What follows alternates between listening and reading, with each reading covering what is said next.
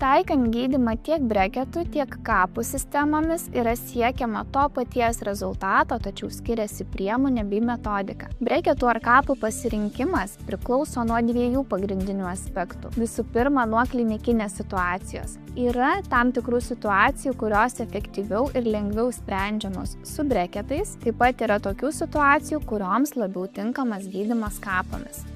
Vis dažniau ortodontijoje kapas ir breketai yra kombinuojami kartu, spręsti sudėtingesniems situacijoms. Pavyzdžiui, pacientas gydosi kapomis, tačiau kartu yra užklijuota ir dalinė breketų sistema.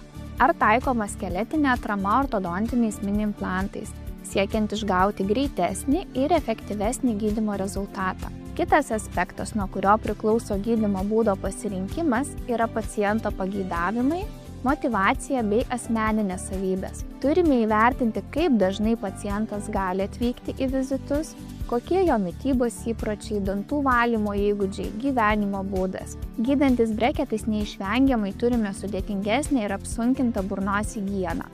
Taip pat pacientai viso gydymo metu turi vengti kieto maisto dėl breketų atsiklijavimo galimybės. Tuo tarpu gydantis kapomis burnos higiena išlieka paprastesnė, nes aparatas yra išimamas ir dantis galima išsivalyti kaip įprastai. Tačiau šis gydymo metodas reikalauja ypatingai gero paciento bendradarbiavimo ir kapų nešiojimo 22 valandas per parą. Kapos išimamos tik tais atvejais, kai reikia pavalgyti ir išsivalyti dantis. Todėl šis gydymo būdas netinkamas tiems, kas dažnai užkandžiauja ar dėl kitų priežasčių negali išnešioti kapų nurodytą laiką. Gydymą kapomis renkasi vis daugiau žmonių dėl estetikos, tai yra mažiau aplinkiniams pastebimas gydymo būdas. Taip pat gydymą kapomis renkasi dėl paprastesnės burnos higienos ir dažnu atveju pasirinkimą gydytis kapomis nulemia retesni vizitai pas odontologą nei gydantis breketais.